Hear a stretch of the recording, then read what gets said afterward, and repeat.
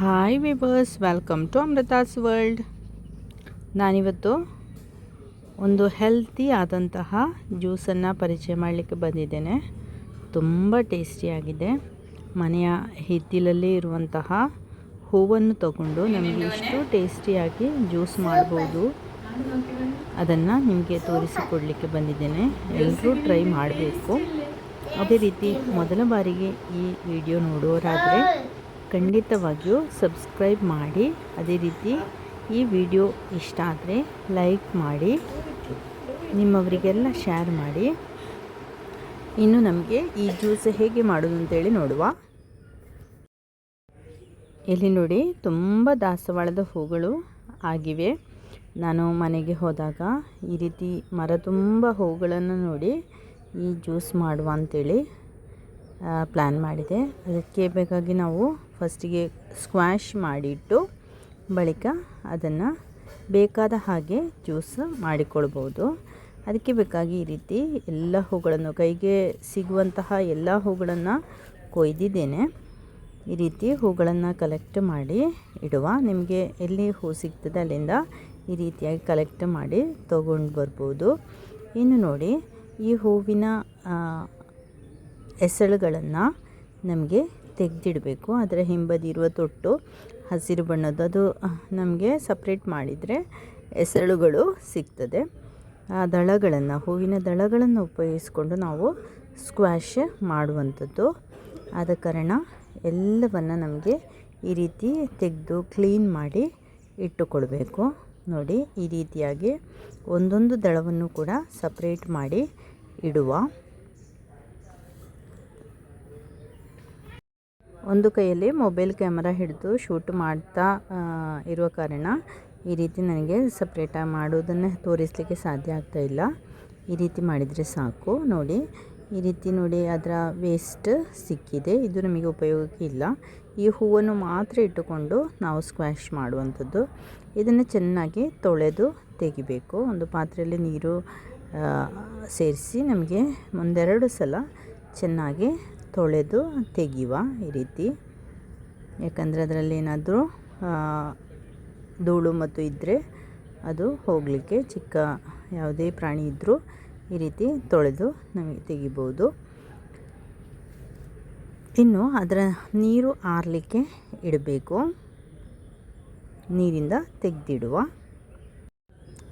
ಇನ್ನು ಒಂದು ಪಾತ್ರೆಯನ್ನು ಸ್ಟವ್ನ ಮೇಲೆ ಇಡಬೇಕು ಅಥವಾ ಒಲೆಯಲ್ಲಿಟ್ಟು ಅದಕ್ಕೆ ನಾನಿಲ್ಲಿ 3 ಗ್ಲಾಸ್ನಷ್ಟು ನೀರನ್ನು ಸೇರಿಸಿದ್ದೇನೆ. ನಿಮಗೆ ಸಿಗುವ ಹೂವಿನಗೆ ಅನುಸರಿಸಿ ನಿಮಗೆ ನೀರಿನಲ್ಲಿ ವ್ಯತ್ಯಾಸವನ್ನು ಮಾಡಿಕೊಳ್ಬೋದು. ನಾನಿಲ್ಲಿ 3 ಗ್ಲಾಸು ಸ್ಕ್ವಾಷ್ ಮಾಡುವಂಥದ್ದು. ಆದ ಕಾರಣ 3 ಗ್ಲಾಸ್ ನೀರು ಸೇರಿಸಿದ್ದೇನೆ. ಇನ್ನು ತೊಳೆದಿಟ್ಟಿರುವಂಥ ಈ ಹೂವನ್ನು ಕೂಡ ಅದಕ್ಕೆ ಸೇರಿಸಿ ಕೊಡ್ತಾ ಇದ್ದೇನೆ. ಬೆಂಕಿ ಹೊತ್ತಿಸುವ. ಇನ್ನು ಈ ಹೂಗಳೆಲ್ಲ ಬಾಡಿ ಅದರ ರಸ ನೀರಲ್ಲಿ ಸೇರಬೇಕು. ನೋಡಿ, ಈ ರೀತಿ ಅದನ್ನು ಮಗುಚಿ ಹಾಕುವಾಗ ನಮಗೆ ಕಾಣಲಿಕ್ಕೆ ಸಾಧ್ಯ ಆಗ್ತದೆ. ನೀರಲ್ಲಿ ಅದರ ರಸ ಸೇರಿದ ಹಾಗೆ ಹೂವಿನ ಬಣ್ಣ ಬದಲಾಗ್ತದೆ. ಇದನ್ನೊಮ್ಮೆ ಸ್ವಲ್ಪ ಕುದಿಲಿಕ್ಕೆ ಬಿಡುವ. ನೋಡಿ, ಒಳ್ಳೆ ಕೆಂಪಗಿನ ಬಣ್ಣ ಬಂದಿದೆ.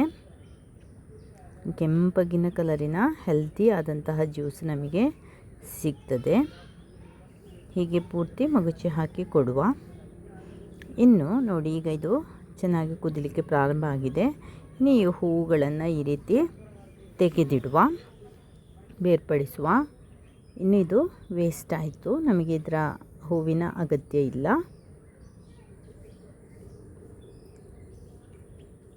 4 ಹೂಗಳು, ದಳಗಳು ಬಾಕಿಯಾಗಿವೆ. ಇದನ್ನು ಕೂಡ ಇದರಿಂದ ಬೇರ್ಪಡಿಸುವ.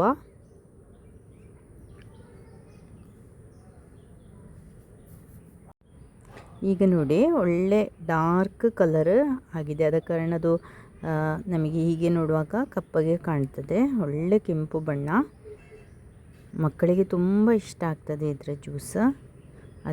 ಅದೇ ರೀತಿ ನಮಗೆ ಪೇಟೆಯಿಂದ ಖರೀದಿ ಮಾಡಿ ಕುಡಿಯೋ ಜ್ಯೂಸಿಗಿಂತಲೂ ಆರೋಗ್ಯಕರವಾಗಿದೆ. ಇದಕ್ಕೆ ನಾನಿಲ್ಲಿ 1.5 ಕಪ್ಪಿನಷ್ಟು ಸಕ್ಕರೆಯನ್ನು ಸೇರಿಸ್ತಾ ಇದ್ದೇನೆ. ಸಕ್ಕರೆ ಅದರಲ್ಲಿ ಚೆನ್ನಾಗಿ ಕರಗಬೇಕು. ಈ ರೀತಿಯಾಗಿ ಒಂದೆರಡು ಬಾರಿ ಕದಡಿ ಕೊಡುವ. ಸಕ್ಕರೆ ಪೂರ್ತಿಯಾಗಿ ಕರಗಿ ಆದಮೇಲೆ ಬೆಂಕಿ ಆಫ್ ಮಾಡುವ. ಇನ್ನು ಇದಕ್ಕೆ ಸೇರಿಸುವುದು ಲಿಂಬೆಹಣ್ಣು. ನಾನಿಲ್ಲಿ 2 ಲಿಂಬೆಹಣ್ಣನ್ನು ತಗೊಂಡಿದ್ದೇನೆ.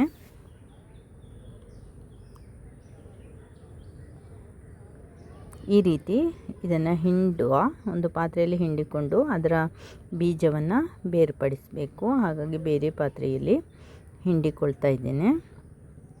ಇನ್ನು ಬೆಂಕಿಯನ್ನು ಹೊತ್ತಿಸಿ ಚಿಕ್ಕ ಫ್ಲೇಮಲ್ಲಿ ಇಟ್ಟು ಇದನ್ನು ಈ ರೀತಿ ಹೊಯ್ದು ಕೊಡುವ.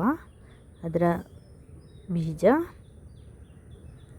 ಬೇರ್ಪಡಿಸಲಿಕ್ಕೆ ಬೇಕಾಗಿ ನೋಡಿ, ಇದು ಇನ್ನೂ ಚೆನ್ನಾಗಿ ಇದರಲ್ಲಿ ಸೇರಬೇಕು. ಅದಕ್ಕೆ ಬೇಕಾಗಿ ಒಮ್ಮೆ ಚೆನ್ನಾಗಿ ಕದಡಿ ಕೊಟ್ಟು ನೋಡಿ, ಈಗ ಒಳ್ಳೆ ಕೆಂಪಗಿನ ಬಣ್ಣ. ಈ ರೀತಿಯಾಗಿ ಚೆನ್ನಾಗಿ ಕದಡಿ ನಮಗೆ ಬೆಂಕಿಯನ್ನು ಆಫ್ ಮಾಡ್ಬೋದು. ಇನ್ನು ಇದನ್ನು ಯಾವುದಾದ್ರೂ ಪಾತ್ರೆಯಲ್ಲಿ ತುಂಬಿಸಿ ನಮಗೆ ಫ್ರಿಜ್ಜಿನಲ್ಲಿ ಇಟ್ಟರೆ ಬೇಕಾಗುವಾಗ ತೆಗೆದು ಜ್ಯೂಸ್ ಮಾಡ್ಬೋದು. ಮಕ್ಕಳಿಗೆ ಮತ್ತು ಹಿರಿಯರಿಗೆ ಒಂದೇ ರೀತಿ ಇಷ್ಟವಾಗುವಂತಹ ಒಂದು ಹೆಲ್ತಿ ಡ್ರಿಂಕ್ ಇದಾಗಿದೆ. ಆದರೆ ಎಲ್ಲರೂ ಇದನ್ನು ಮಾಡಿ ನೋಡಿ. ಅದೇ ರೀತಿ ನಿಮ್ಮ ಒಪಿನಿಯನನ್ನು ಕೂಡ ಈ ವಿಡಿಯೋದ ಕೆಳಗೆ ಕೊಡಬೇಕು ಅಂತೇಳಿ ಕೇಳಿಕೊಳ್ತೇನೆ. Thank you for watching.